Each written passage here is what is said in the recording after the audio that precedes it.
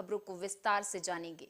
आज बजट सत्र के कामकाज का 17वां दिन है और विपक्षी नेता अजीत पवार और अंबादास दानवे के नेतृत्व में महाविकास अघाड़ी के विधायकों ने विधान भवन की सीढ़ियों पर उतरते ही जोरदार नारेबाजी की। गुजरात के निरमा और वॉशिंग मशीन के बैनर लेकर महाविकास अघाड़ी के विधायक जोरदार नारेबाजी करते हुए विधान भवन परिसर से निकले और सीढ़ियों पर नारेबाजी करते हुए दिखाई दिए।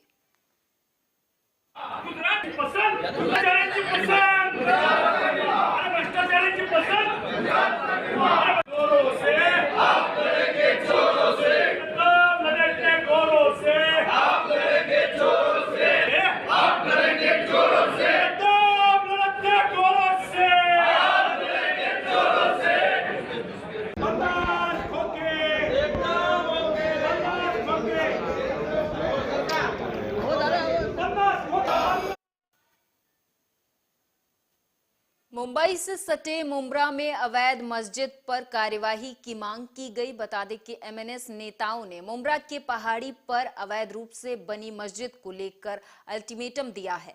इस दौरान मनसे नेता अविनाश जाधव ने एक वीडियो भी जारी किया और स्थानीय जिलाधिकारी को पत्र लिखकर उसे तोड़ने की मांग की है।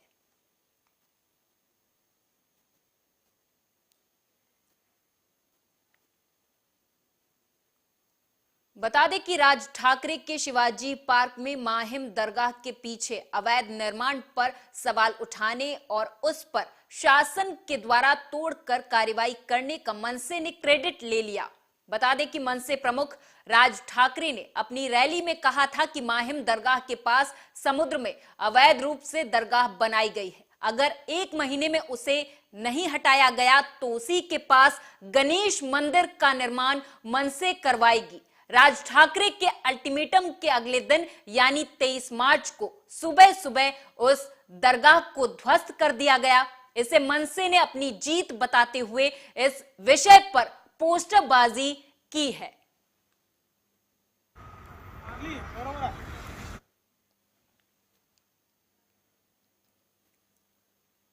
महाराष्ट्र की सदन में लव जिहाद का जहर घोलकर हिंदू मुस्लिम के बीच नफरत फैलाने वाले बीजेपी मंत्री मंगल प्रभात लोढ़ा के खिलाफ सपा मुंबई प्रदेश का जन आक्रोश मोर्चा देखने को मिला है। इस दौरान पुलिस ने सैकड़ों सपा कार्यकर्ताओं को मंगल प्रभात लोढ़ा निवास से पहले ही चर्च गेट पर गिरफ्तार कर लिया।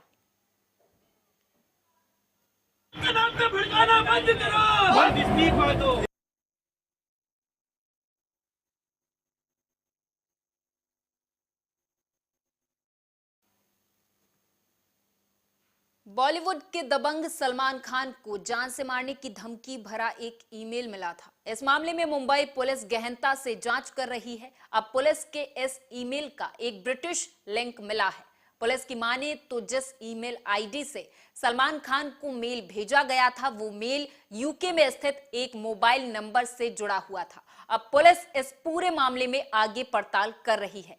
पुलिस ये जानने की कोशिश कर रही है कि ये मोबाइल नंबर किसके नाम से रजिस्टर था। बता दें कि पिछले हफ्ते सलमान खान के ऑफिस में एक धमकी भरा ईमेल भेजा गया था। इस मामले में मुंबई पुलिस ने जेल में बंद गैंगस्टर लॉरेंस बिश्नोई, गोल्डी बराड और रोहित गर्ग के खिलाफ मामला दर्ज किया है। बांद्रा पुलिस ने आईपीसी की धारा 506/2 120B और 34 के तहत केस दर्ज किया है।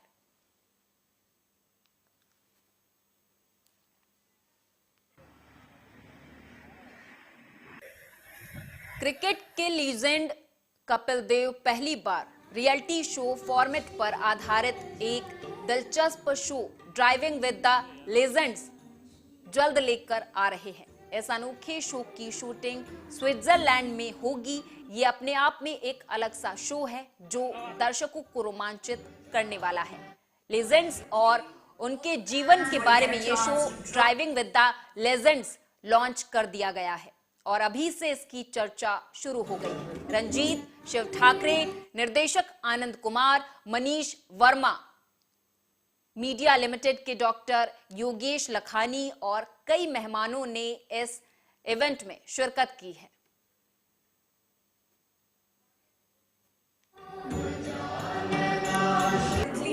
All the fans will get a chance to drive with the stars, dine with the stars, wine with the stars, and live.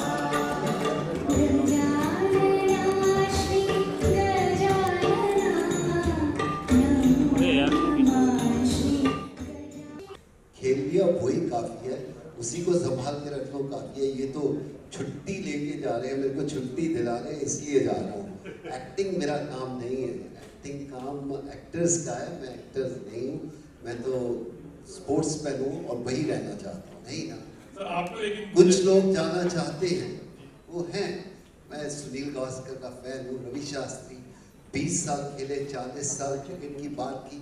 I am not like that, I like to move on. आप school से निकलते हो, वापस school में नहीं जाते।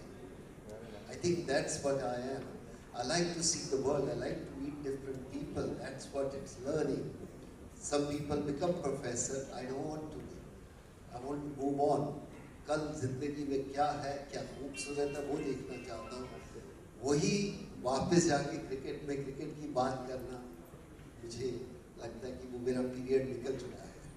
खेल लिया वही काफी है, उसी को संभाल के रख लो काफी है। ये तो छुट्टी लेके जा रहे हैं, मेरे को छुट्टी दिला।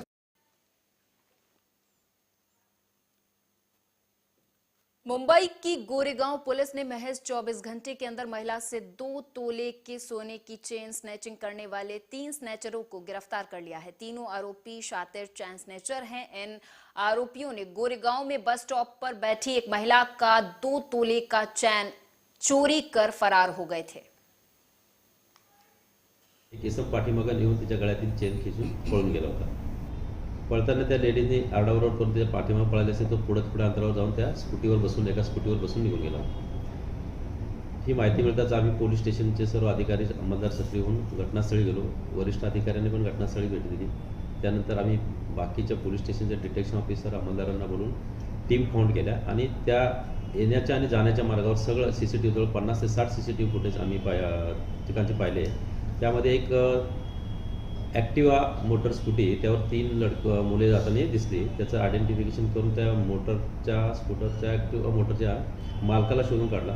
त्या मालकावरतीच ऑलरेडी MAG पोलीस स्टेशनला गुन्हे असल्याचे निष्पन्न झाले। त्यानंतर त्याच्या साथीदारांना 3 अरेस्ट केलेला आहे। आरोपीच्या बॅकग्राऊंडवर कुठे कुठे केस रजिस्टर आहे?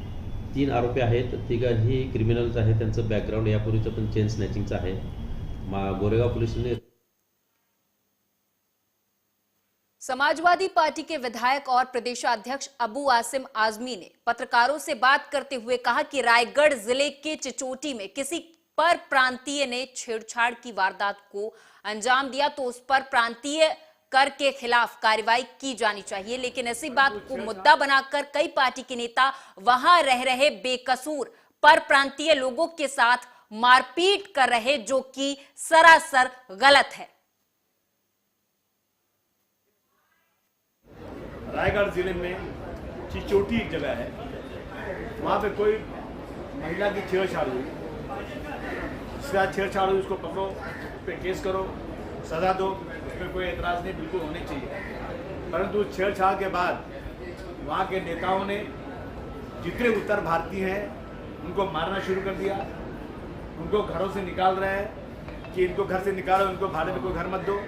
ये जो अपने आप को हिंदू हृदय सम्राट बोलते हैं, हिंदू राष्ट्र बनाएंगे बोलते हैं, ये हिंदुओं को मारना है। और मैं उनको याद दिला दूं कि ये जो उत्तर भारतीय है ना, वहीं गंगा बहती है, वहीं राम मंदिर है, वहीं कृष्ण भगवान पैदा हुए, वहीं सारे देवी देवता हैं। और उस धरती के लोग जो यहाँ रोजी रोटी कमाने आते हैं, उनके साथ बार बार कुछ न कुछ इस तरह की हरकतें होती हैं। इस पर बाज आ जाओ। मैं प्रधानमंत्री जी से कहना चाहता हूँ, आप उसी बनारस में चुन कर आए हुए हो, बनारस से चुन के आए, बनारस के लोग वहाँ काम कर रहे हैं और उनको मारा जा रहा है जहाँ आपकी सरकार है, और उनको मार मार के उनको बेइज्जत किया जा रहा है, अपमानित किया जा रहा है। इस तरह की चीज़ें बंद होना चाहिए। ये जो है अपने आप को हिंदुत्व की बात करने वाले हमारे बेचारे मजदूर जो यूपी से आते हैं, उनके साथ बार बार कुछ न कुछ कोई न कोई इस तरह की हरकतें कर रहा है। मैं बता दूं कि देखो, उत्तर प्रदेश में पैदा जिस तरह कृष्ण भगवान को पैदा करने वाली माँ एक थी और पालने वाली माँ एक थी। उसी तरह से उत्तर भारतीय जो यहाँ आके काम कर रहे हैं उनको पैदा करने वाली माँ उत्तर भारत है, तो पालने वाली माँ महाराष्ट्र है। दोनों का सम्मान करते हैं ये। और इस देश के संविधान में कोई भी व्यक्ति कहीं जाकर रोजी रोटी कमा सकता है, लेकिन ये गुंडागर्दी, ये बदमाशी, ये इस तरह से करना। केंद्रीय सामाजिक न्याय मंत्री रामदास आठवले की उपलब्धियों और सामाजिक कार्यों पर आधारित आमचे रामदास आठवले वीडियो गीत का विमोचन मंत्री रामदास आठवले ने गोराई बोरीवली पश्चिम में किया। इस गाने को Republican party of India Athawale गुट के महाराष्ट्र कोषाध्यक्ष ऋषि माली और आरपीआई एग्री कोली अघाड़ी ने किया। भारतीय संविधान जग में बेमिसाल आहे, तर त्या गाण्याचं ओपनिंग साहेबांचं हस्ते होतं। तर तेव्हा साहेब मला म्हणाले की रचना चांगली आहे आणि कार्यकर्त्यांनी अशी मागणी केली, ऋषीदादांनी मागणी केली की साहेबांवरती सुंदर गाणं, तुमची लेखणी चांगली आहे, आवाज चांगला आहे, तर तुम्ही लिहा। ताबडतोब मी त्या कामाला लागलो आणि एक सुंदर गाण्याची निर्मिती झाली। ऋषी माळी यांनी त्याच्यासाठी खास आम्हाला सहकार्य केलं आणि साहेबांचं काम मी लहानपणापासून बघत आलो। त्या कार्याचं मी माझ्या पद्धतीने जेवढं चांगलं होईल। इंस्टाकार्ट ऑनलाइन शॉपिंग के गोडाउन और ऑफिस में सेंधमारी कर लाखों रुपए का सामान चोरी करने वाले गिरोह के 2 लोगों को कल्याण की कोलसेवाड़ी पुलिस ने गिरफ्तार कर लिया है। मिली जानकारी के मुताबिक बता दें कि मुंबई से सटे कल्याण में बीते फरवरी महीने की 12 तारीख की देर रात 3 अज्ञात लुटेरों ने इंस्टाकार्ट के गोदाम की बाथरूम की ग्रिल तोड़कर अंदर प्रवेश किया और बोरियों में भर कर रखे सामान चोरी कर फरार हो गए, जिसकी कीमत लगभग 5 लाख से अधिक बताई गई है। हालांकि कोलसेवाड़ी पुलिस ने सतर्कता दिखाते हुए 2 चोरों को गिरफ्तार कर लिया है। पिछले महीने फरवरी में 2 फरवरी को हमें हॉस्पिटल के सामने इंस्टाकार्ट प्राइवेट लिमिटेड, ये ऑनलाइन डिलीवरी की कंपनी है, उनका वहाँ पे ऑफिस भी है और उनका गोडाउन भी है।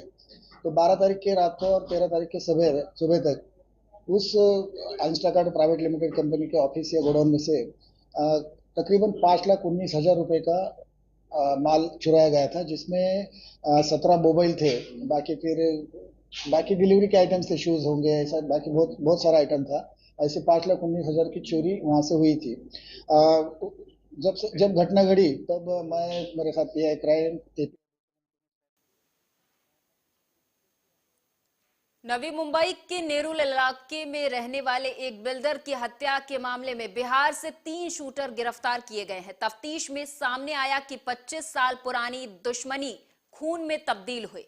दरअसल नेरुल सेक्टर 6 में इंपीरियल बिल्डिंग के मालिक सावजी भाई गोकर मंजेरी को बाइक सवार 2 लोगों ने दिन दहाड़े गोली मारकर हत्या कर दी थी।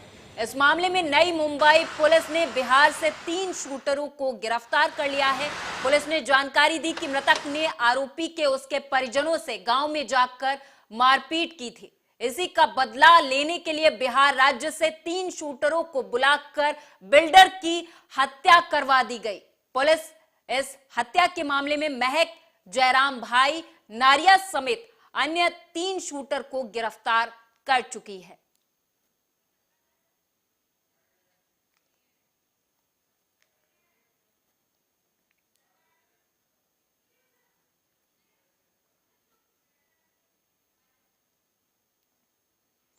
कांग्रेस नेता राहुल गांधी को हुई 2 साल की सजा के मामले में कांग्रेस के राष्ट्रीय अध्यक्ष मल्लिकार्जुन खड़गे ने आपात बैठक बुलाई। मुख्यमंत्री भूपेश बघेल और PCC chief Mohan Markam virtually इस बैठक में हिस्सा ले चुके हैं। शाम 5 बजे होने वाली बैठक में steering committee, PCC chief, CLP नेता समेत कई मेंबर्स जुड़ेंगे। हालांकि जो राहुल गांधी को सजा दी गई है उस पर मल्लिकार्जुन खड़गे ने बयान दिया है, सुनाएंगे।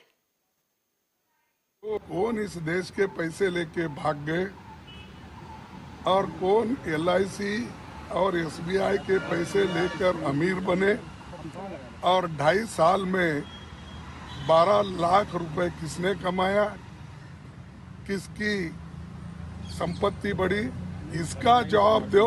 हम इसकी कोशिश कर रहे हैं। आप मुद्दे को भटकाने की कोशिश कर रहे हैं और बैकवर्ड क्लास का इंसल्ट। कांग्रेस पार्टी ने जो बैकवर्ड के लिए, शेड्यूल कास्ट के लिए, माइनॉरिटीज के लिए एक हमेशा उनके साथ खड़ी हुई है, उनके साथ लड़ी है। और ये लोग जो मनु के विचार में और विचारधारा में विश्वास रखते हैं, वो क्या बैकवर्ड क्लास के वेलफेयर की बात करते हैं? कौन इस देश के पैसे लेके भाग गए और कौन LIC और बता दें कि मानहानि केस में राहुल गांधी को मिली सजा पर अखिलेश यादव ने भी सरकार पर जोरदार हमला बोला और कहा कि विपक्ष को नगर कदमों में फंसाकर अपना राजनीतिक भविष्य साधने वाली बीजेपी विपक्ष की ताकत से डर गई है। उत्तर प्रदेश में आपको याद होगा समाजवादी पार्टी के नेताओं के खिलाफ भी कई बार इस तरह के मामले आए हैं। पार्टी के नेता आजम खान साहब, अब्दुल्ला और लगातार भारतीय जनता पार्टी की और प्रशासन की तरफ से ये कोशिश है कि ऐसे मुकदमों में फंसाया जाए जिससे उनकी सजता छीनी जाए। अभी हाल ही में आपने सुना होगा इरफान सोलंकी कानपुर के, एक बाहर से IPS बुलाया गया दूसरे प्रदेश से और उत्तर प्रदेश में उसे मौका दिया गया और उससे खुली छूट दी गई कि आप उत्तर प्रदेश में तब तक रहोगे जब तक समाजवादी पार्टी के लोगों की आप सदस्यता नहीं छीन लोगे। और यही काम आपके रामपुर में हुआ। एक DM IAS जो दूसरे प्रदेश के कैडर का था, उसको बुलाकर के ये निर्देश दिए गए शासन से कि आपको आजम खान साहब की, अब्दुल्ला की राजनीति खत्म करनी है और उनकी सदस्यता छीननी है। तो ये जानबूझ करके बीजेपी साजिश कर रही है, षड्यंत्र कर रही है विपक्ष के लोगों के साथ। और कांग्रेस के पार्टी के नेता को सोचना चाहिए, कानून कभी उन्हीं के जमाने में आया था, उसी की वजह से आज उनकी सदस्यता जारी है। रायबरेली से बताते चले कि अपर पुलिस महानिदेशक के निर्देशों का रायबरेली पुलिस पर कोई असर नहीं पड़ा है। शायद इस वजह से ही गलत तरीके से फर्जी मुकदमे में फंसाकर एक दलित को जेल भेज दिया गया, जिसके चलते दलित की सदमे से मौत हो गई।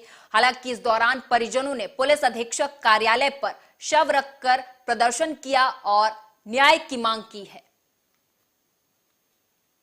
सिर्फ और सिर्फ नेशनल टीम की प्लेयर थी और ये बहुत सीनियर प्लेयर हैं, बहुत पहले से खेल रही हैं और इनके बहुत अचीवमेंट हैं, तो इनको भी हमने। अपर पुलिस महानिदेशक पीयूष मोरडिया के अभी रायबरेली जनपद से गए 24 घंटे भी नहीं बीते हैं कि पुलिस की कार्यशैली एक बार फिर सामने आई है।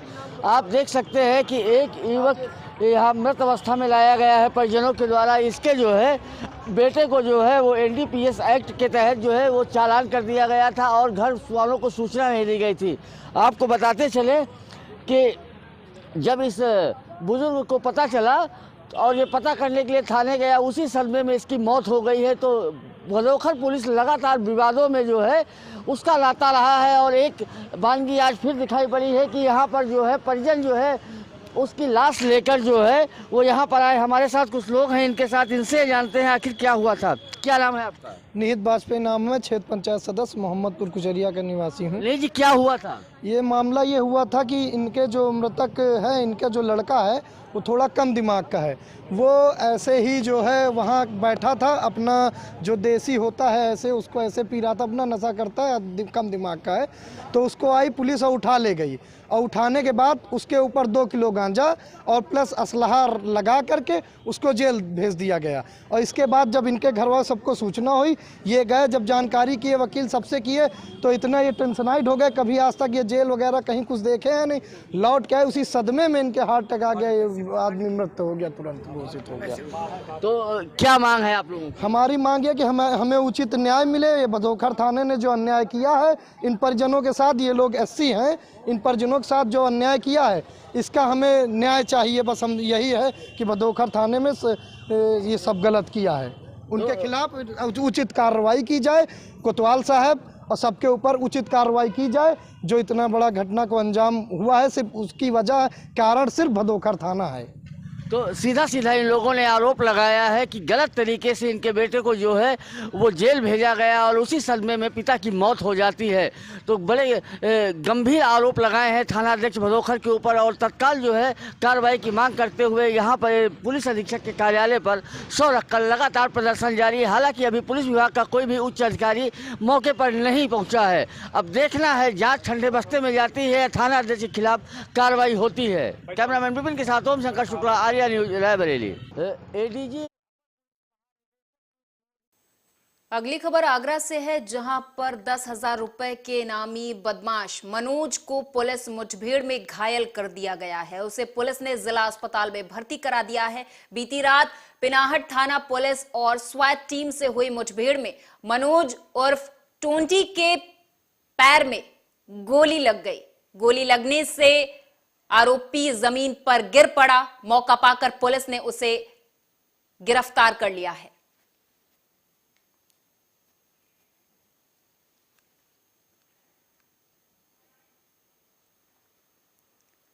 अनादिकाल से आस्था का केंद्र रहे विंध्याचल में विंध्य पर्वत और पतित पावनी मां भागीरथी के संगम तट पर श्रीयंत्र पर विराजमान मां विंध्यवासिनी को तीसरे दिन चंद्रघंटा के रूप में पूजन और अर्चन किया जाता है। भारत के मानक समय के लिए विंदु के रूप में स्थापित विंध्य क्षेत्र में मां को विंध्यवासिनी अर्थात विंध्यवासिनी के नाम से भक्तों के कष्ट को दूर करने वाला माना जाता है। जहां एक ओर मां चंद्रघंटा दुष्टों के संहार अपने घंटे से करती हैं, वहीं भक्तों के कष्टों का नाश घंटे से निकलने वाली ध्वनि से वो करती हैं। प्रत्येक प्राणी को सद्मार्ग पर प्रेरित करने वाली मां चंद्रघंटा सभी के लिए आराध्य हैं। विद्वान ये भी बताते हैं कि मंदिरों में घंटा लगाने का धार्मिक और वैज्ञानिक दोनों ही महत्व है। साधकों के मणिपूरक चक्र जागृत होते हैं। भक्तों को हलवा पूड़ी का भोग मां को अर्पण करने से सभी मनोकामनाएं पूरी होती हैं, ऐसा कहा जाता है।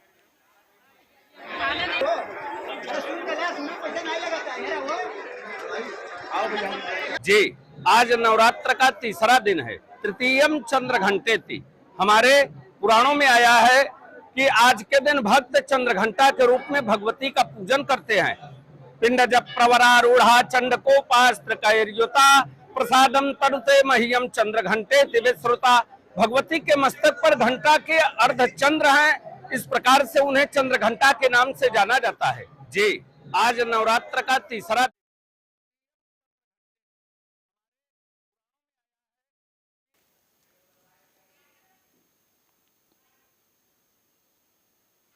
और इसी के साथ इस बुलेटिन में मेरे साथ बस इतना ही। आप देखते रहें आर्या न्यूज।